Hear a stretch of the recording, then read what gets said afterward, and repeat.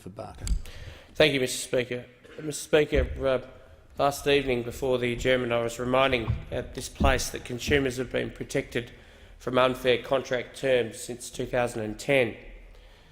And despite, in many cases, small businesses having no more market power than consumers, the former government didn't see it fit to extend the protections regarding unfair contract terms to small businesses. I'm grateful to the Minister for Small Business for bringing this bill to the House, which will see under these new protections a court able to strike out a term of a small business contract that is considered unfair.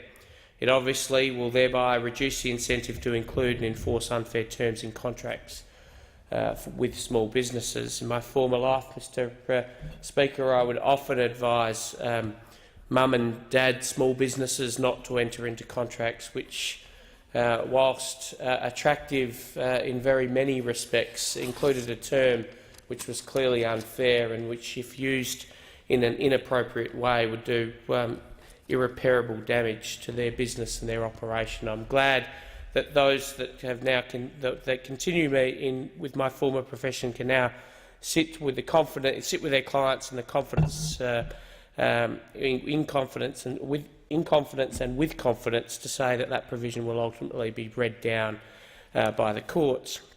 Mr Speaker, I thought I'd say something away from the bill momentarily about the Minister for Small Business. Now, I think he's the political equivalent of the Energizer Bunny, but that might be for others to determine. He seems to go and go and go, and at his age I hope I'll have his energy, although he's only a few years older than me.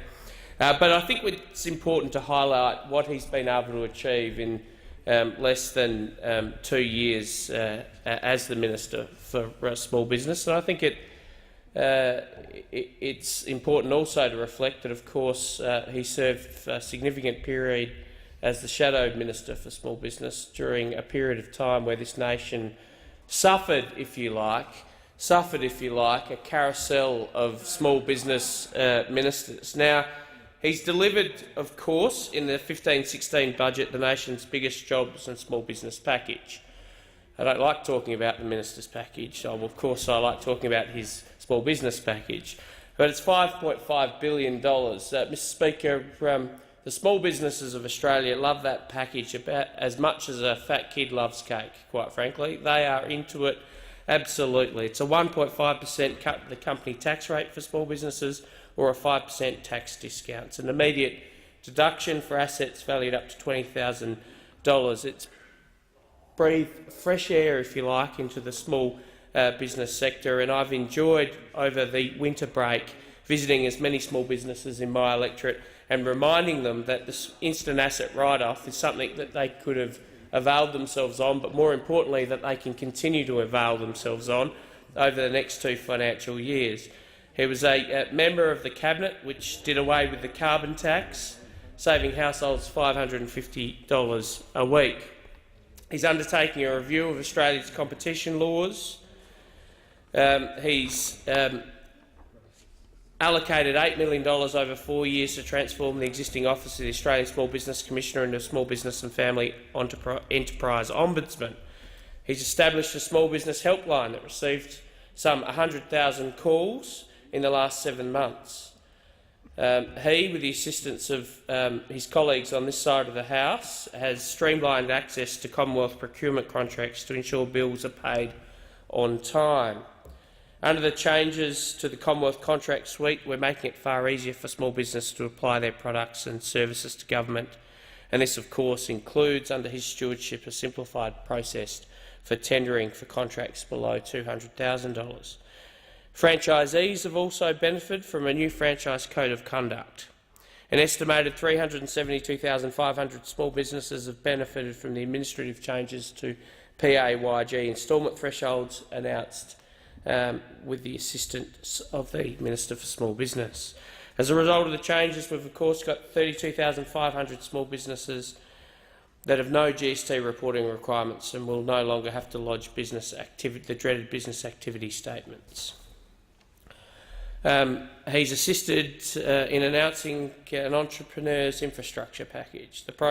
In addition to that, we of course have the Small Business Advisory Services Program and the Food and Grocery Code of Conduct to protect small suppliers from big supermarkets.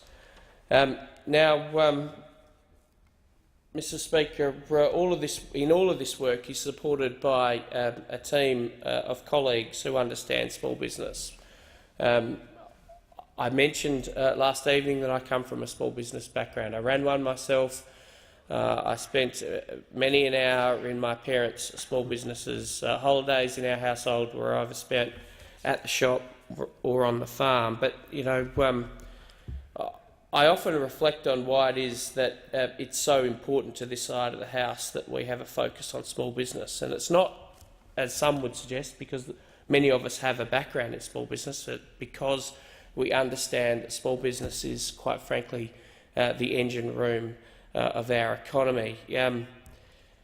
That's not necessarily the understanding that we see on the other side of the political divide, although in recent times there's effectively a clamouring to own this space, because I think through how well the small business package has been received, there's been an understanding, if you like, on both sides of this place of how important the small business sector is. But as I said, this wasn't always the case. There wasn't always a time where those opposite sought to mislead the Australian people into believing that they were there to support small businesses. Indeed, in July 2000, when Labor leader Kim Beazley acknowledged that the Labor Party was not the party of small business. Now, there was a leader of the Labor Party who was prepared to be honest about the Labor Party, a much stronger Labor Party that traipses its way into this place. He said, "We've never pretended to be a small business party. The Labor Party has never pretended that." At least, Mr. Speaker, in 2000, the Labor Party was prepared to be honest about its propensity or otherwise to support small businesses. What we have now is a party which is quite correctly described as the party of union officials, pretending to come into this place and be the best friend that small businesses have ever had. Now, we know that's not the case. The Australian people know that's not the case. And you need not look any further than the fact that there was just this carousel of small business ministers during the failed Gillard-Rudd years. Craig Emerson, equally no longer here, of course, but he was to be a future Minister for Small Business, someone who found himself on that carousel to nowhere, or at least a carousel of no progression with respect to small businesses, said Labor, as a party, was born of the trade union movement. We're proud of our bonds with the trade union movement. We say it long, we say it hard, and we say it often. The Liberal Party knows its origins, and so do we. We recognise our origins, and we're proud of the bonds with the trade union movement. See, that's the problem, Mr. Speaker. At the moment, we're having a debate in this nation about the China-Australia Free Trade Agreement. And those on this side of the place are incredibly proud of the work of the Minister for Trade, Andrew Robb, in establishing that free trade agreement. We understand it's good for small business. We understand it's good for farmers, particularly, I must say, those in my electorate of Barker.